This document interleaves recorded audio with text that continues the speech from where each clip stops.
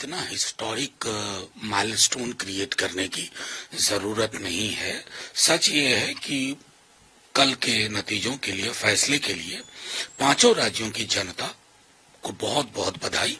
उन्होंने जो बेहतर समझा वो बेहतर चुना और उसके आधार पर ही हमें नतीजों को देखना चाहिए। हर राज्य की कहानी थोड़ी अलग है।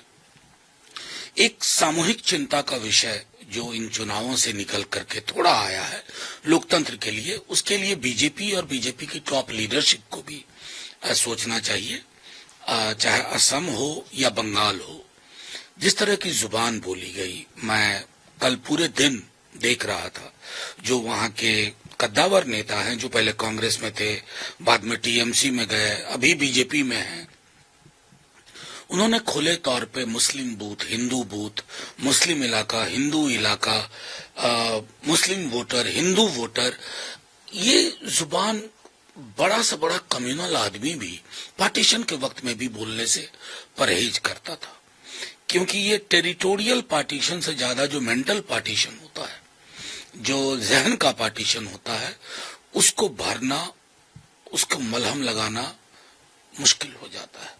तो मैं उम्मीद करूंगा कि बीजेपी की टॉप लीडरशिप इंटरवीन करेगी और इस प्रकार की जुबान पे जो प्रीमियम देती है उस प्रीमियम को विड्रॉ करेगी, तो लोकतंत्र और इंद्रधनुषी होगा, बेहतर होगा। सर, अभी से ही ममता बनर्जी हो या स्टालिन केजरीवाल हो, तमाम लोग सवाल खड़े कर रहे हैं ईवीएम मशीन।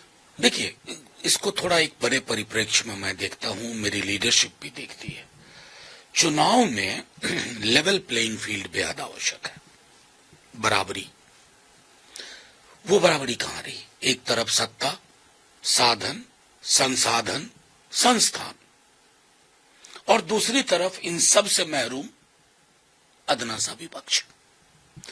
तो ये आपकी जो प्रवृत्ति हो गई है कि वन नेशन वन इलेक्शन ही नहीं, one nation one election one political party, और जिसमें आपको संस्थाओं से भी मदद मिल रही है। तो मैं सिर्फ ईवीएम तक इसको महदूद न रख करके जो लार्जर डेमोक्रेटिक फ्रेमवर्क है उसमें पूरे देश को, सिर्फ विपक्ष को ही नहीं, एक बार विचार करने की जरूरत है कि लेवल प्लेइंग फील्ड के खत्म होने से नुकसान किसका है? सिर्फ पॉलिटिकल पार्टीज का नहीं है। विकल्पहीनता लोकतंत्र को ले जाती है। तमिलनाडु में जिस तरह के नतीजे आए हैं एक्टर टर्न में, उनको बड़ी सफलता हासिल हुई, लेकिन इसी के साथ सर लेफ्ट जो है वो पहली बार देखिए सत्ता से बाहर। दो आपके प्रश्न के अलग अलग प्रस्थान बिंदु हैं। पहला है तमिलनाडु को लेकर के, मैं समझता हूं कि एकाध लोगों को छोड़ करके, एकाध दो तीन लोग जो ग्राउंड पे, जिनको मैं जानता हूं, उनमें से कुछ को, एक अरुण गिरी हैं और उसी तरह एक पार्था हैं, उन्होंने एक संभावना व्यक्त की थी इस तरह की। तो ये भी हमें सोचना होगा कि अक्सर जब हम एनालिसिस करते हैं तो बाइनरी में करते हैं, इधर ए और बी, सी के लिए हम संभावनाएं नहीं देखते हैं। कई दफा पुरानी आइडियोलॉजी की भी रीपैकेजिंग अगर कोई करके आता है तो ही और she gets the support. Having said that, अब आइए लेफ्ट पे।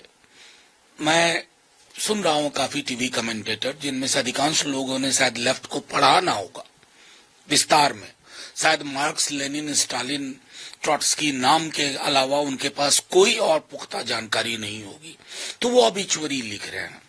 किसी भी वैचारिकी की मृत्यु आलेख लिखने में जल्दबाजी नहीं करनी चाहिए।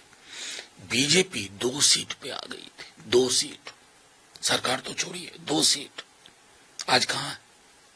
तो जैसे rise and fall of civilisation होता है ना, उसी तरह rise and fall of ideology होती है, और मैंने इस पर विस्तार से लिखा है।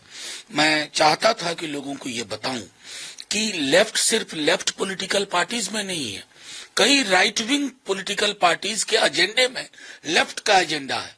हाउ डू यू से लेफ्ट इज ओवर, बीमार हो गया, मर गया? इनसे बचना चाहिए।